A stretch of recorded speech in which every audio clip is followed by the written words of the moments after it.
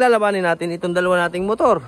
Kung sino malakas sa dalawa, isasabak natin yan sa Mindanao. Wala pang part 3, di ba? Wala pang part 3.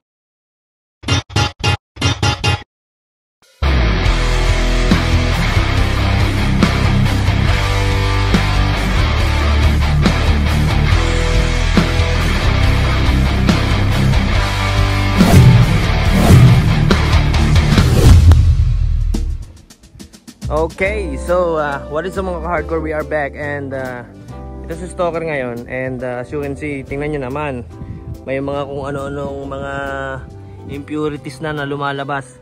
Sa kinatagalan na naka-stack siya, ganyan yung lumalabas niyan. Ngayon, mapapalaban itong motor natin na to and bubuhayin natin yan eventually, siguro this week or ngayong araw na ito, umpisa natin ngayong araw na ito, bubuhayin natin siya. And ilalaban natin yan. Bali may nagyaya sa akin, malakas-lakas din yun. May history siya na 200 plus din yung makina niya, nag 200 plus noon. So ilalaban yan, i-schedule lang natin. Tapos hintayin lang natin kung mapapaandar natin yan. Ilalaban natin yan dito. Ay, sa akin din pala. Okay, so ilalaban natin siya dito sa motor natin na to. And since naka-turbo yan, automatic yan, meron niyang power syempre. Ito, i-connect na lang natin ito dyan. Tapos oil lines. Bali, pinaandar ko na yan.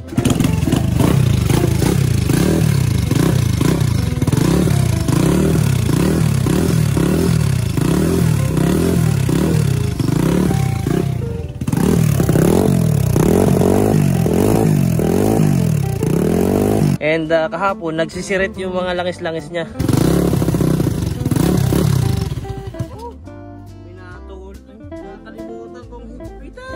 And yan ang aayusin muna nating umpisa. Since ito yung aayusin natin, napapansin nyo ba ito na tumatama dito? Ang gagawin natin dyan is ilalayo na natin yan dito mismo sa tinatamaan ito. Dito na yan nakalinya. Dito sa parteng ito.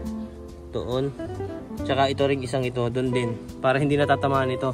And i-realign din natin ito. Itong velocity stack na ito. Tatanggalin na natin yan. Kasi masyado yang baka tamain pa yan ng ano. Halimbawa may mga pusa na dumadaan sa daan, nasagasaan natin, tumama pa dito, edi halit ang turbo natin. Gawa nitong velocity stack. Tatanggalin na natin yan. Try nga natin kung matatanggal natin. Naku po. Ako nagkabit yan pagkakalakas ko nga naman pala. Basta ko lang ito sinalpak wala itong kalaklak. Ayan hindi ko malamang yan na ilak kahit kaunti. Wala, sinalpak ko lang yan. Ang lakas ko nga naman pala. Anyway, so imagine niyo na lang na wala na itong linya na to kasi naka-reroute dito sa ilalim. Ngayon, ito mangyayari nito, dito yan nakakayap. Butasin na natin to. Tapos para lang maikonekta dito sa ating karburador. Ang dami nagsasabi, gamitin ko daw ay draw-through na setup ng turbo. Ayoko ng draw-through kasi kung magdo-draw-through ka, magagawa ka pa ng panibagong linya ay okay na yan. Nagawa ko na dati yung draw-through. Kung napapansin nyo, yung inilagay ko dati nandito sa likod. Nandito sa likod yung turbo nya. Draw-through yun, naka-draw-through. Kaso nga lang, walang lakas. Walang kalakas-lakas. Parang lang, mas tumatakaw ka lang sa gasolina ng kaunti. Konting-konti lang. Kaya gagawin natin, blow-through na. Ay okay na yan dyan. Ito, kung papansinin nyo, okay na yan. Tapos ito, ilalapit natin ng konti, putulan natin ito dito. Kasi habang humahaba yan, may turbolag yan. Ang turbolag, yung kapag napiga mo na ito, napiga mo ng ganyan, pero hindi ka agad aabante. May delay ka ng 1 second or 1.5 second to 2 seconds. May delay ka, yun ang turbolag. Kasi maglo-loading pa yan Kasi pag haba ng travel ng hangin dyan, pag dami ng pupunuin niyang yan, saka yan iikot ng matino. Tapos ta-travel pa doon ng marami. Yun ang turbolag. Yun ang iiwasan natin kasi hindi pwede yun kung ipapang araw-araw mo rin. Pag delay kang pumigam pa ganyan, baka ma-aksidente ka. Dapat wala nun. Ngayon, dumako naman tayo dyan sa nakasilip na yan. Ito naman, mapapandar naman natin yan sa pamamagitan nito, karburador. Ngayon, ang kailangan natin is i-convert natin yan into carburetor type at saka CDI. Kung ipagpipilitin natin itong throttle body na to, gagawin pa rin nating FI. Risky.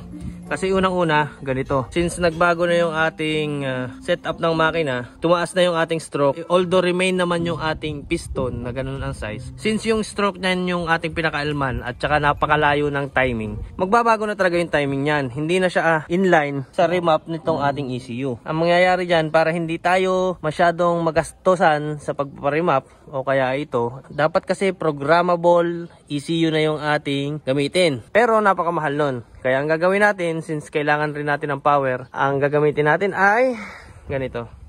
Convert natin siya into CDI. So gagawin natin siyang basic bike. Ang basic bike ay hindi na nangangailangan ng mga kung ano nung chichiburitsing pampalakas na yan. Ibabypass na natin yan gamit itong karburador na ito. At saka CDI. Siyempre kapag CDI, okay lang naman yun ng isa. Kasi ito hihigop ito ng magkasabay eh. Ngayon para umandar yan, kailangan ng starter. Ang starter natin na ito. Ito yung ating starter na Racing Monkey, pang open spec. Kakabit natin yan. Pang open CC ito, dyan natin isasalpak. Hopefully mapaikot niya yung makina natin. Pag umikot yan, pag nag-crank yan, once na mag-crank yan, ang kailangan na lang natin is paandarin yan. Pag umandar to, okay, mas maganda. Pero syempre, napaka-risky niyang gamitin kasi kailangan natin niyang ihabol. Automatic yan, since nagpalaki ka ng stroke, nagpataas ka ng stroke, automatic yan, maglilin yan. Ngayon, prone sa sabog ang ating makina kapag hindi natin na-remap ng maayos. Kaya ang kailangan natin is, kung hindi natin siya ma-remap, pwede natin yung habulin ng CDI para hindi siya maglin. Hahabulin naman natin siya sa tono ng karburador. Yan. Since ang karburador natin ay dalawa, 32 ang isa, magsusupply ang isang karburador natin ng, parang isipin nyo nakaganyan yan. Isang mabilisan lang na patong setup para ma-illustrate ko sa inyo ng maimustra ko ba. Kaso ayaw niya makiko-operate eh. Yan. Yan. Kunwari ganyan. Ang makina natin is dual overhead cams. Meaning, dalawa ang ating intake at dalawa ang ating exhaust valve. Ngayon, kung dalawa yan, meron siyang dalawang bumubukas at the same time. Pero isa ang ating throttle body. Ang gagawin natin dito is ito, i-re-realign natin yan. Magagawa tayo ng panibagong manifold na kung saan ang manifold natin ay saktong-sakto naka-align doon sa ating isang barbula doon. So ibig sabihin, ang isang karburador ay magsusupply ng isang barbula at itong isa naman ay sa isang barbula din. So basically, ito magsusupply ito. Magmi-mix din naman yan eh. Halimbawa, hindi ito nakatono, itong isa hindi din. May tono mo pa rin yan. Kasi pagdating dito, magmi-mix yan, isang cylinder lang naman yung maghahati dyan eh sa karburador na yan. Halimbawa, itong karburador mong ito ay lean itong isa. Itong kabila ay rich.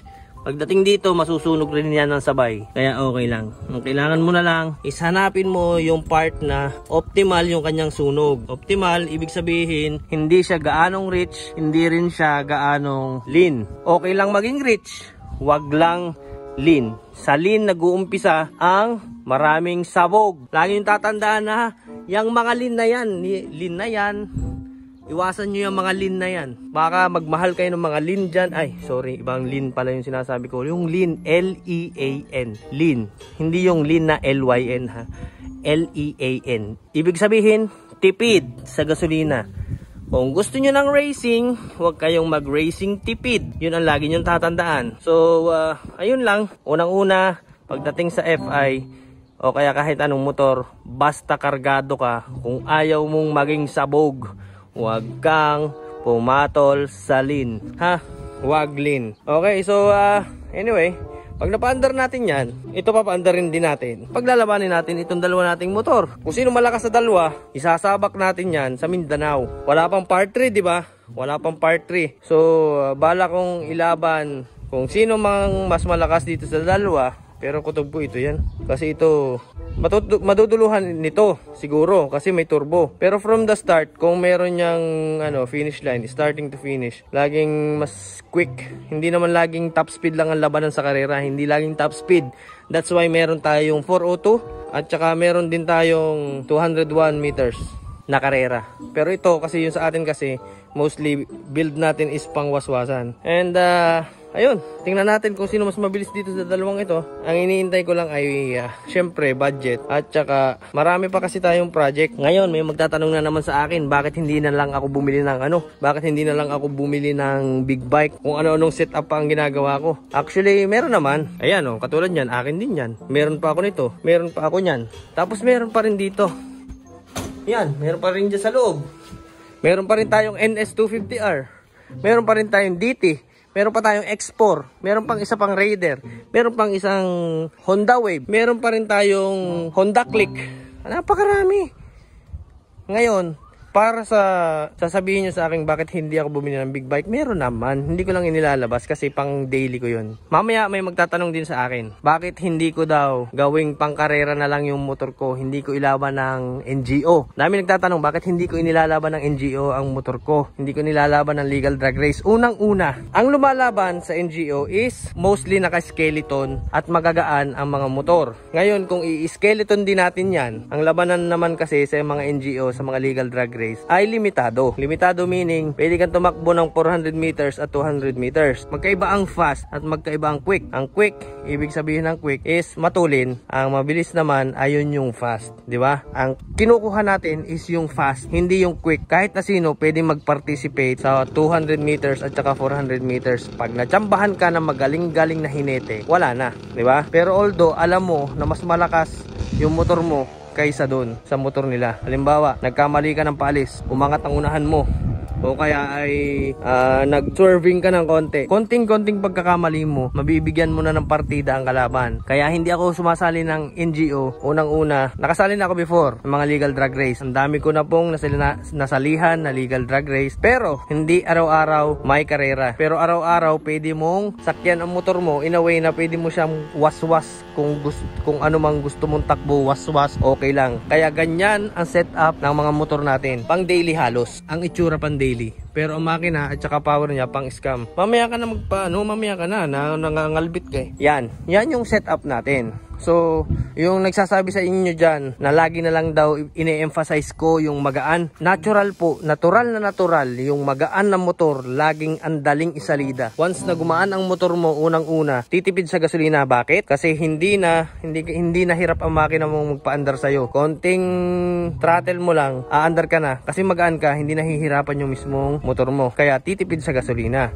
Pangalawa, kaya niyang ibigay yung performance na gusto mo kasi magaan. Hindi niya nililimit yung performance na gusto mo. Ang tanging maglilimit na lang sa kanya ay yung CDI niya o kaya yung ECU. Yung limiting factors ng makina mo. Yun na lang. Pero kung mabigat yung motor mo, alam mong may power, nahihirapan ang motor mo. Kasi sa mismong bigat ng motor mo at saka syempre yung mismong bigat ng Raider. Yung rider mismo na sumasakay sa motor mo. Eh ginagamit ko to sa pang content. Yung mga yan. Ginagamit ko pang content. Diba? Kumita pa ako. Kumita pa. Nagamit ko pang service pang araw-araw. Sisikat ka pa. Ngayon, pag kumita ka ng pera sa ginagawa mo, pwede kang tumulong sa iba na nangangailangan ng tulong. Yun yung ginagawa namin.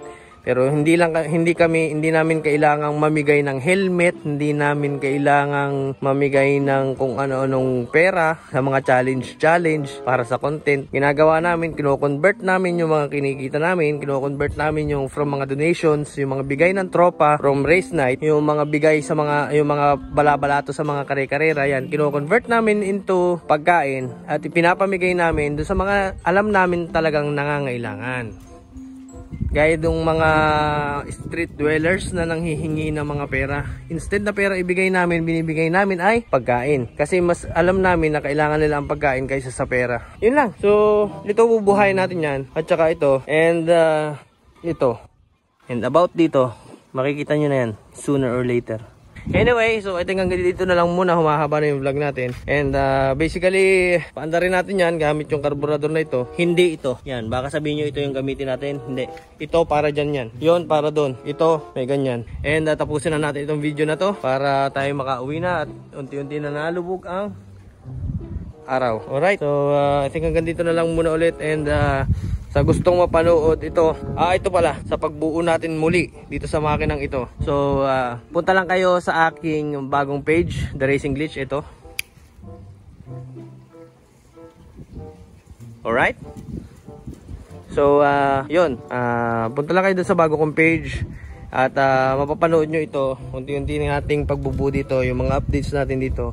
Kasi ito, hindi ito lalabas kay X-Vlogs o kaya ay kay Xcode. Sa YouTube pwede pa, pero sa Facebook, kay X-Vlogs, Xcode, hindi. Anyway, so ito hanggang doon na lang muna ulit yung ating vlog. Paki-like, comment, share, and subscribe na lang muna itong video na to. Alright? 3 joints. Woohoo!